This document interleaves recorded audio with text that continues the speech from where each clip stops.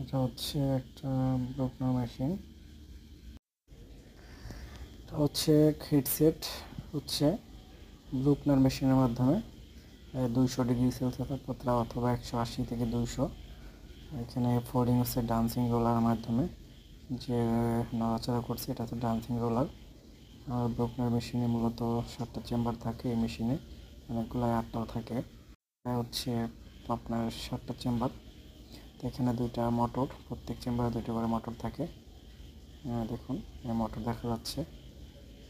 এখানে এখানে নেট আছে, সাইডে নেট আছে যেটার মাধ্যমে যেটা হচ্ছে ডাস্ট পরে নেট ক্লিন করা হয়। মোটরের উপরেই সেটা আছে, ভেতরে ঢোকানো যায় প্লেটের মতো। ঠিক আছে, এটা হচ্ছে 12 টন প্রোডাকশন দেওয়া যায় প্রতি 24 ঘন্টায়। এটা চেনের অংশ সামনের। এই যে এখানে হলো যে বক্স, কাপড়টা রাখা যায় কন্টিনিউয়াস মেশিনটাকে ধরে রাখার জন্য। এরপর পিছনে দেখেন এখানে প্যাডার আছে, এক্সপেন্ডার রোলার আছে।